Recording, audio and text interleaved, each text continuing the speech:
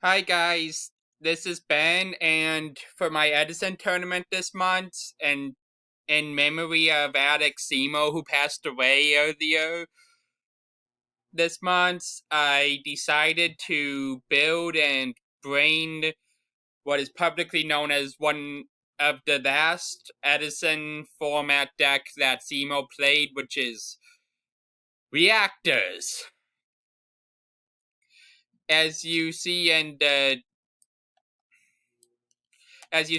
deck profile, there. Wait.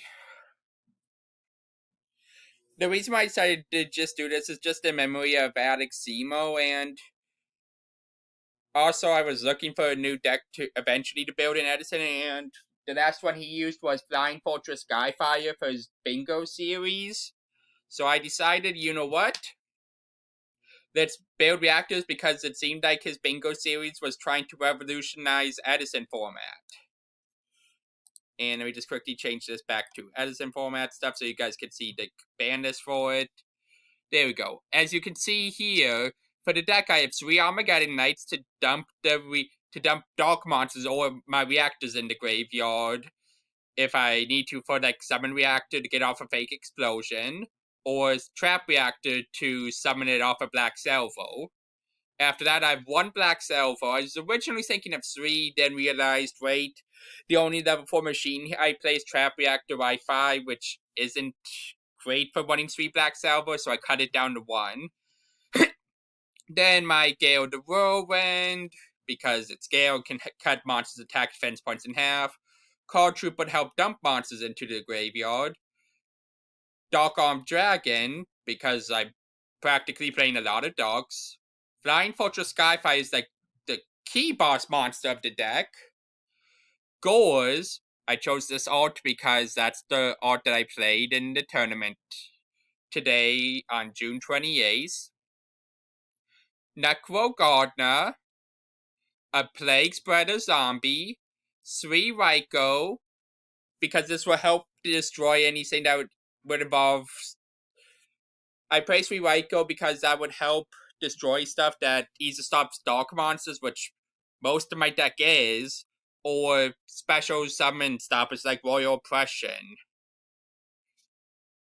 1 Sandgam, which can essentially help me grab any of my reactors, or Armageddon Knights, or practically almost any card in any monster in my deck besides Dad, Skyfire, Gores, and Drake. Wait. Yep, Drake's right there. It wasn't right next to them because I forgot when it organized it. It put Drake right towards the end. Up next is 2 copies of Spell Reactor RE, and then 2 copies of Summon Reactor SK, and then we have 1 copy Tragoedia, and then for my final 2 monsters, it's 2 copies of Trap Reactor Wi-Fi. The reason why I have 2 copies of every single reactor here is because that's how Cimo built it. It was my first time playing this deck, and didn't know how the ratios would work, so I just stuck with 2 of each reactor.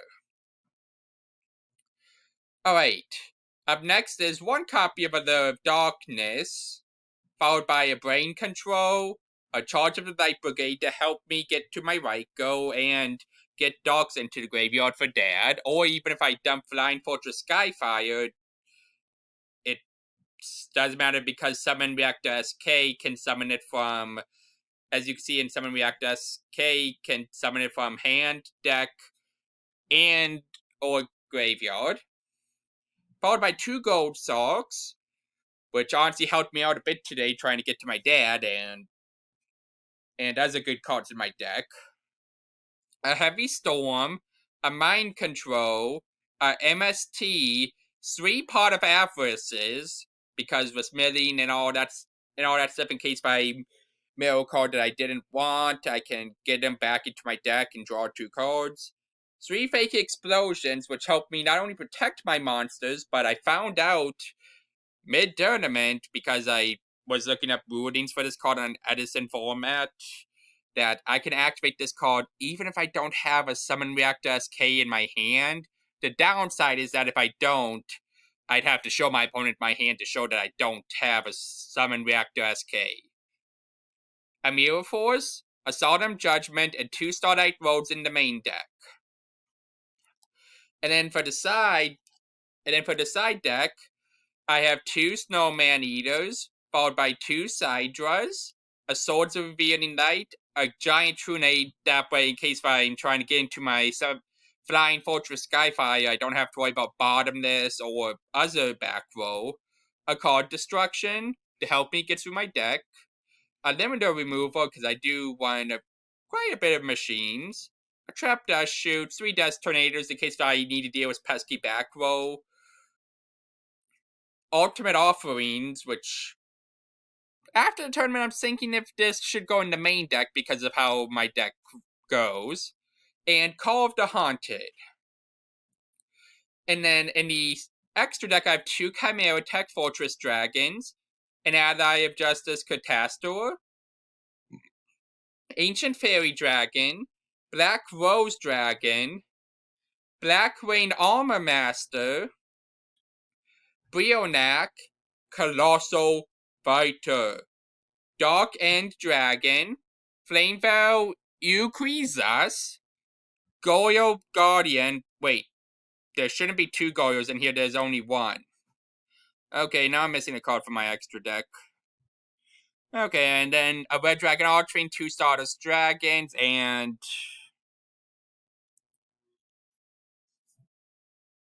honestly, I forget what my 15th extra deck monster was on top of my head. 1 second. It was here. I have Brio. I have my Dark End Dragon. I have that card.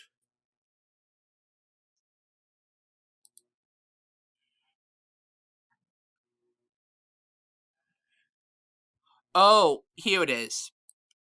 Salt Ruler Archfiend. I thought I put that in there, but it must have accidentally somehow gotten 2 Goyo Guardians. Now, I'm going to talk about how this deck did at the tournament today, and how I realized I need to change some ratios going forward. Up against Chaos Knight's Roar, I went 0-2. I managed to deal sunburn damage with my Spell Reactor RE 2 times, which made my opponent scared of Spell Reactor RE because of how many spells they have, because the burn damage could add up. But I lost that game because Spell Reactor RE was the only monster I saw during that game. Game 2, I used Ultimate Offering 3 times, properly summoned Stardust Dragon, and I drew a my Flying Fortress Skyfire both games. And also in game 2, when I used my Mirror Force, my opponent had my Body of the Shield, which honestly hurt a bit. And somehow throughout the entire duel, despite the fact of seeing Spell Reactor RE, my opponent had no idea what deck I was playing. And up against Diva here, I went 0-2. During that duel, I properly got monsters and I Synchro summoned Goyo Guardian. However, I got Torrential Retributed when I was on really low life points. Game 2, I forgot to banish my Necro Gardener when I had Ultimate Offering up. When I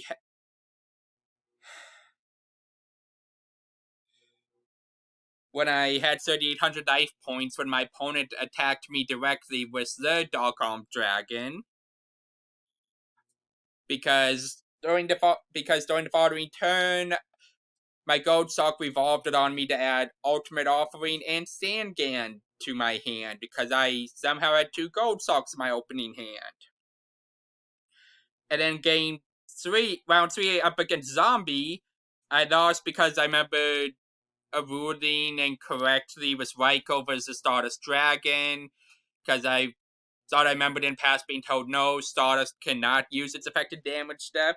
Turns out it could. And because of that, I couldn't mill any cards because it negated the activation of the destruction part, which apparently also stops the milling part. And if I didn't do that, I would have drawn my Armageddon Knight, which would have allowed me to mill a Dark Monster, which could have kept me in the game for quite a bit. And then I got a bye. And then round 5, I went up against Machine of Volcanics. I bricked game 1. In game 2, I summoned Dad, but lost when my opponent used Caius to banish it. And I couldn't Synchro Summon with my Plague Spreader Zombie because I never had a chance to have another monster on the field I could Synchro Summon with it. And before you say just summon in defense mode, my opponent had enough monsters that it wouldn't have mattered. And I also had a dead Goals in my hand during that game because I had Ultimate Offering face up on my field. And then in round 6, my opponent refused to duo, so I got the auto win.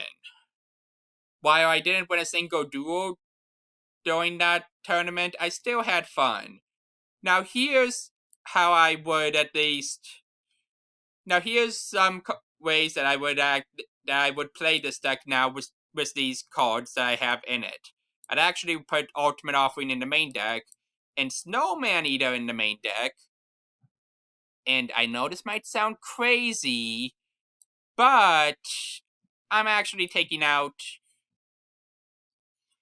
2 of my a Spell Reactor and a Trap Reactor Wi-Fi. I don't know where the second Trap Reactor just went.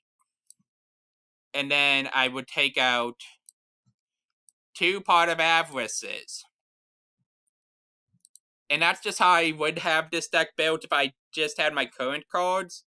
But there was one card I wanted to have in the deck, but sadly it never arrived because it got lost in the mail, which would be the Dark Creator. And in that case, I would take these cards out, and then put Snowman Eater back into the side deck, and take out a copy of the Fake Explosion.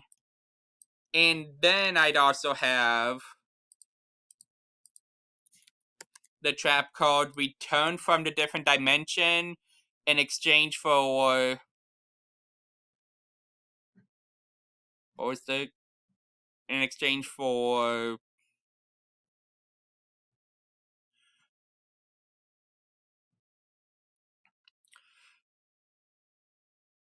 Oh. I would honestly have just kept it at 41 at that point. But this is how I would have the deck now if I did get the Dark Creator.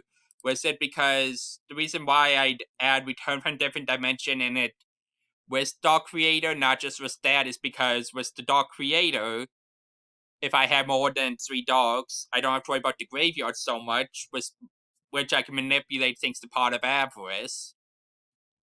And this would allow me to banish 1 dark monster to then target another dark monster in my graveyard to special summon it. Which would severely help in case if I only have, like, 2 of my reactors up, or even just 2... Or even if I just have a dark monster up and I have a good generic dark monster in my graveyard, it would just be, oh, I'm going to banish a dog, and then I can special summon another one, like Dark Arm Dragon, for example. Anyways, that's how the deck went today. I hope you guys enjoyed this video, and that's all. Bye!